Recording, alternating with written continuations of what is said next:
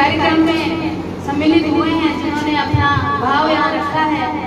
आदरणीय अशोक सिंह जी भाई साहब, द्वारका जी भाई साहब, CPO madam, doctor Ram Kumar ji, Kumawat साहब जो यहाँ ट्रस्ट के अध्यक्ष हैं, पत्रकार बंधु जिन्होंने अपना पूरा समय इस कार्यक्रम को दिया है, और हमारे महिला मंडल अध्यक्ष प्रभु जी, SHO साहब, वीरेंद्र जी,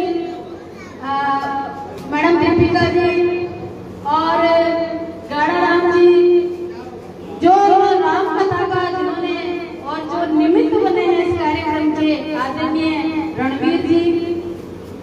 मैं शायद सब लोगों के नाम लूंगी तो या तो मैं भूल जाऊंगी किसी का, तो मैं आप सबको जो भी पधारे हैं, आप सबका सम्मान करूं, जिन्होंने अपना समय इस पवित्र कार्यक्रम के लिए दिया है।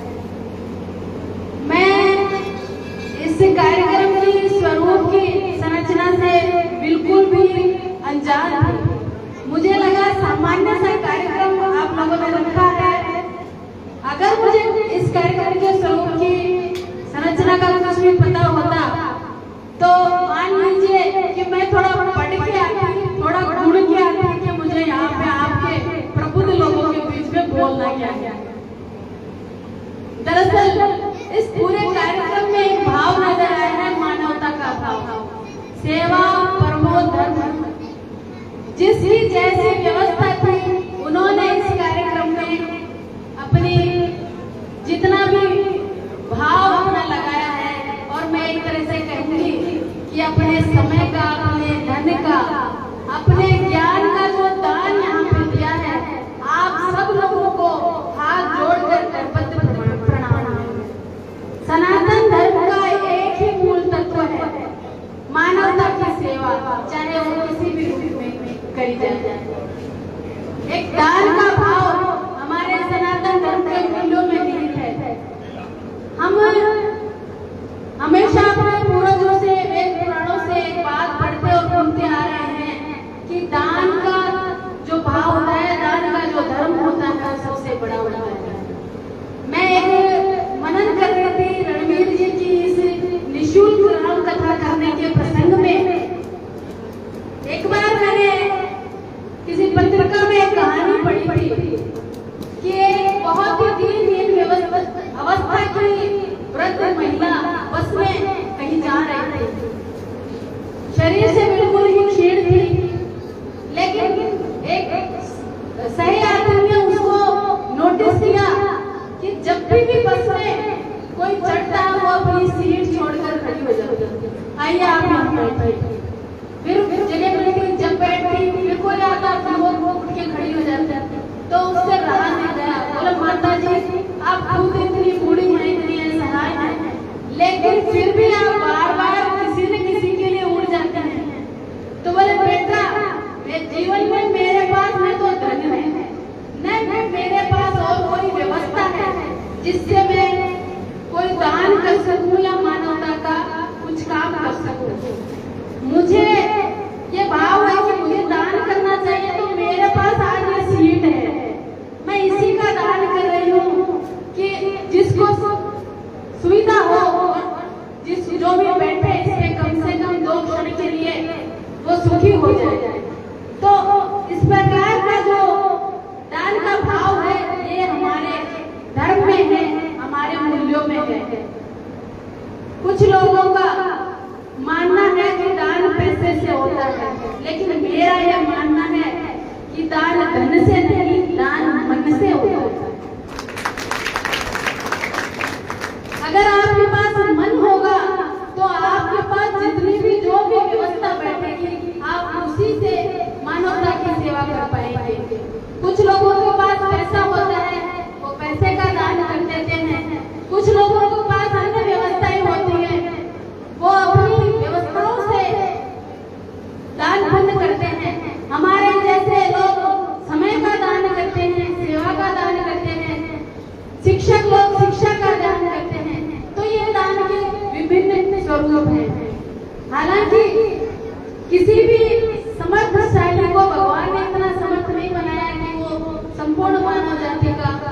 कर सके।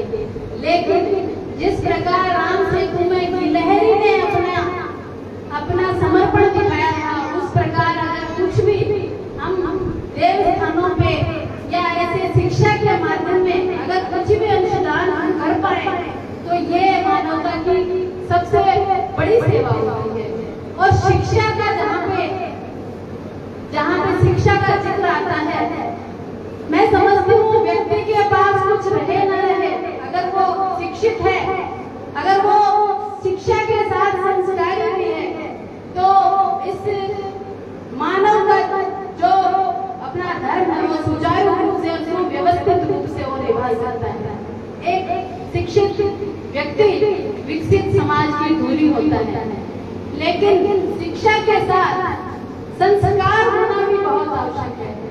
मैं आदरणीय द्वारका जी भाई साहब का आभार व्यक्त करती हूँ, जिन्होंने जो ये घुमंतु बालिकाएं हैं, ज्यादा मुझे बालिकाएं ही नजर आ रही है, क्योंकि एक और भी सामाजिक जीवन का एक स्वरूप और भी मेरे सामने आता है कि जहाँ सरकारी कार्यक्रम स्कूल्स में ज्यादातर बालिकाओं का प्रवेश जाता है, क्योंकि लोगों का मानना भी हो गया है कि बेटियां तो कहीं भी पढ़ लेंगी, सरकारी में पढ़ लेंगी, लेकिन बच्चों को अच्छे और प्राइवेट स्कूलों में डाला जाएगा। ये रेशो बालिकाओं का सरकारी स्कूलों में पढ़ने का ये भी एक कारण है, और भी अनेक कारण होते हैं।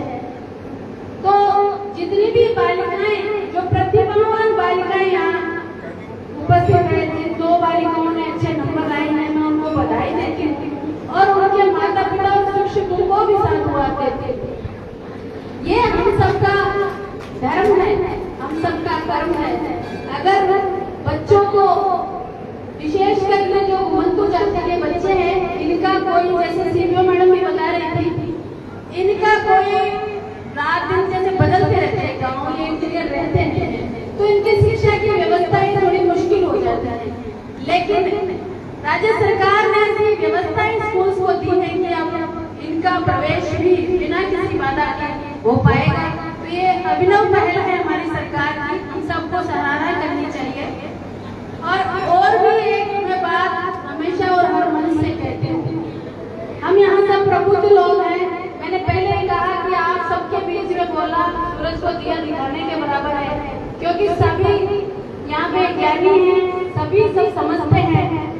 लेकिन फिर भी एक बात कहती हूँ कि हम बच्चों को, अपने बच्चों को शिक्षा देना चाहते हैं। हम चाहते हैं हमारे बच्चे बड़े अफसर बने, इंजीनियर बने, डॉक्टर बने, IAS IPS बने, लेकिन साथ ही एक बात हम भूल जाते हैं कि बच्चों में शिक्षा के साथ अगर हम संस्कारों का अंश नहीं डालेंगे, तो जैसे संवेदनशील उदाहरण हमारे सामने आ रहे हैं कि अनेक अफसरों के माता पिता दयनीय अवस्था में रहते हैं, तो ये व्यवस्थाएं भी हमें ठीक करनी पड़ेगी। हम बच्चों को शिक्षा भी दें, संस्कार भी दें, बड़ों का आदर करना, मानवता का धर्म करना, पेड़ पौधे लगाना, देवताओं का आदर करना, देव स्थानों पे जाना, ये चीजें हमें बच्चों को सिखानी पड़ेगी। क्योंकि हमारे भारत में असंवेदनशीलता के लिए जगह नहीं है। हमारे लिए शिक्षा देना, शिक्षा पाना, अवसर बनना जितना जरूरी है, उतना ही जरूरी है राष्ट्र के लिए प्रेम, देश के लिए प्रेम, माता पिता के लिए प्रेम और समाज के लिए प्रेम। ये हमारी भौतिक आवश्यकता है और मानवीय आवश्यकता भी है। इसलिए हम सबको इस बात पे गौर करना पड़ेगा कि जहाँ भी हम जाए से भी और जहाँ से समझाने की कोशिश करें कि जब तक हम अपनी भूमि से, अपनी माता से, अपने देश से, अपने राष्ट्र